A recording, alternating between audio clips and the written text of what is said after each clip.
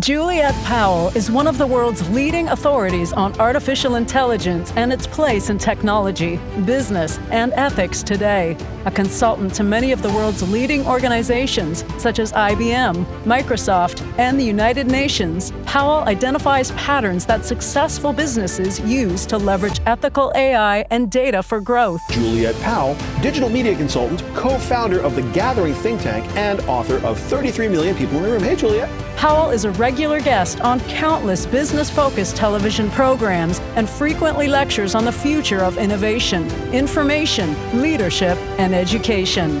YPO Speaker Series presents Juliette Powell.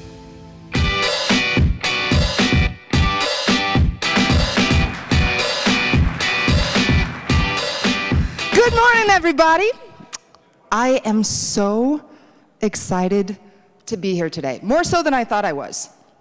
Part of it is because I had an epiphany backstage. And I have to say that it's the fault of the previous presenter. He got to me. His story got to me. My mom died of cancer. She was my best friend, and I was her caregiver for 5 years. I put my career on the side, and I focused on my mom, and I have no regrets. I am so grateful for that. But the moment that she died, I was lost. I mean, completely lost as a human. I didn't know what I was supposed to do anymore. I had been taking care of my mom for a very long time prior to that. So what I ended up doing is making a choice. And in my mind, I could go full on back into the wonderful world of business and lose myself there. Focus on making money. Focus on growing my company. Focus on selling another company.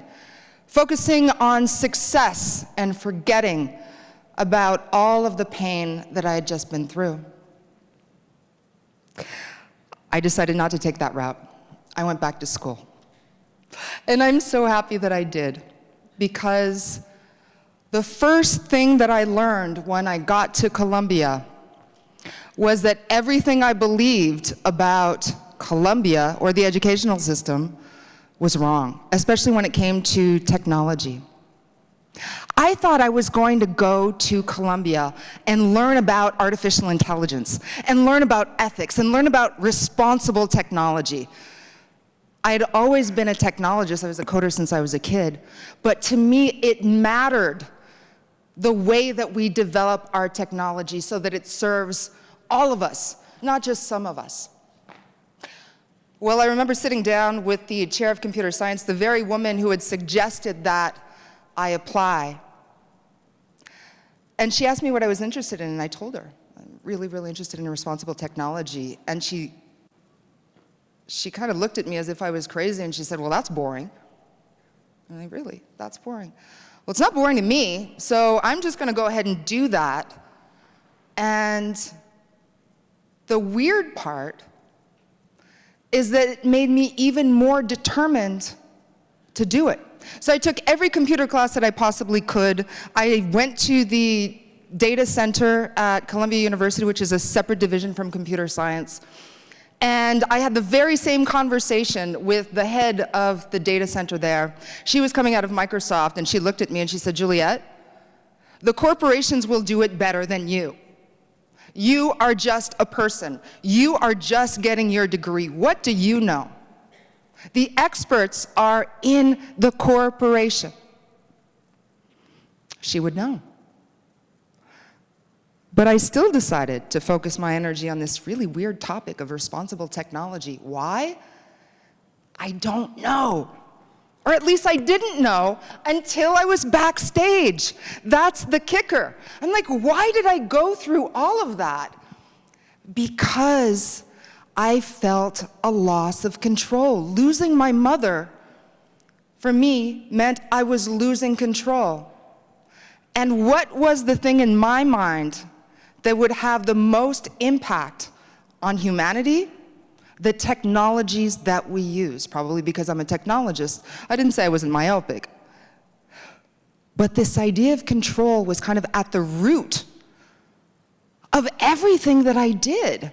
So I started interviewing people for what was, at the time, my dissertation. It was on the limits and possibilities of artificial intelligence. Fascinating, right? Yes. Deep stuff.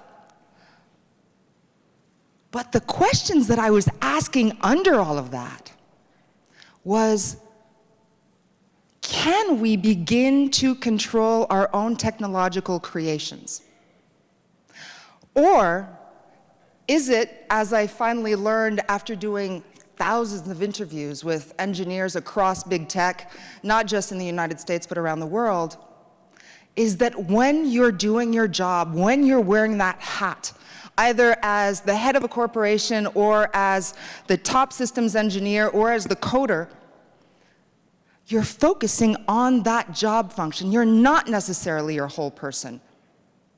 And at the time, artificial intelligence was really giving a competitive advantage to those that jumped in first. And so many of us thought of it as the Wild West. Let's get on this bandwagon, let's make some money, let's drive this puppy, because at some point somebody's going to regulate this stuff. I've got to say that I've gained a new respect for corporations. One, because through that whole process of getting my degree and writing my dissertation, I also had to pay the rent, I had to pay tuition, and so I kept working. And I ended up working with the World Bank Group. The World Bank Group asked me to create a company so that we could work together, because they don't work with individuals, or at least not at the level that they wanted to work with me at.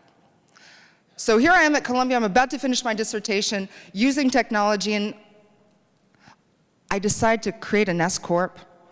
I've got the World Bank, I've got the IMF, I've got the International Finance Corporation as clients. And that's when I started to realize that it's the corporations that run the world. The corporations that stand up, for example, for human rights in places where culturally or politically people do not have human rights. It's the corporations that do that. And if corporations have that kind of an impact on the everyday lives of people, then who were the people that run the corporations? I have a funny feeling somehow I ended up being invited into a room with the very people who run the corporations that run the world. That's you. Now, of course, you knew this. It's all news to me. Like, oh my gosh, I've come full circle. So now let me share what I've learned about control and what I've learned about technology and corporations and how that all kind of works together in my little mind. If I was going to go back to school, I wasn't just going to learn about something, I was also going to apply it. So I ended up turning my dissertation into a book. The book is coming out in August. It's called The AI Dilemma. And the crux of the dilemma is that in the right hands, artificial intelligence can genuinely benefit all of us, not just some of us. But in the wrong hands, it could, in fact, destroy many of us. First and foremost, vulnerable populations. And we've seen that over and over again. I won't give you the negative examples from the headlines. I know that you all read the news. And I'm sure that some of you are also very, very adventuresome and have started working using those LLMs that were released by OpenAI and by Google. Have you played with Bard? Have you asked your employees to explore what the possibilities are, to cut costs, right, to be more effective? The core of the lesson that I learned about control is that we as humans all crave this control. It's a huge driver of what we do, what we choose, what we say, who we date, where we live, who we surround ourselves with. Our digital devices give us the sense that we have more control because it gets us closer to the people that we love, the ideas that we care about. It reinforces our biases. It also makes things so much easier, right? I can just press a button to buy something. I can just tap to pay for something. It allows me to not have to think too deeply.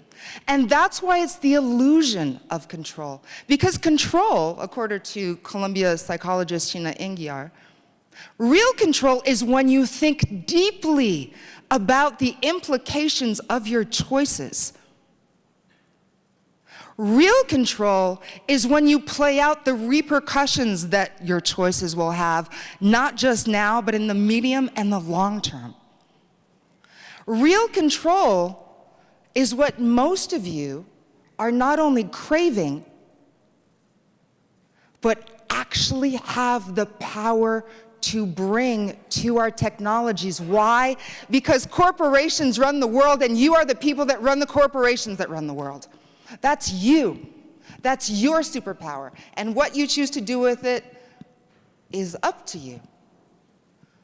But I had another epiphany when I got here, because I had all of these expectations about these people that run the world. I thought all you cared about was money.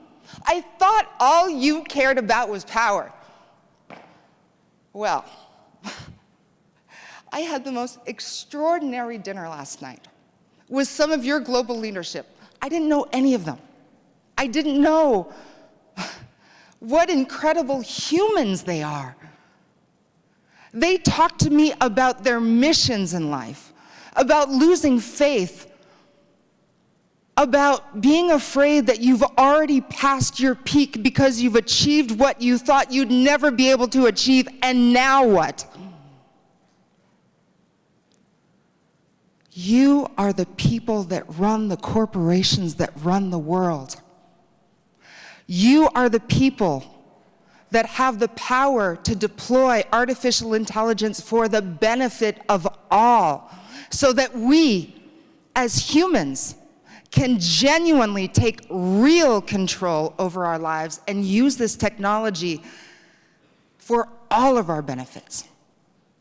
Now, for those of you who want to know how to take control of those technologies, I'm lucky enough that there's another session coming up, and I'm very happy to share that with you.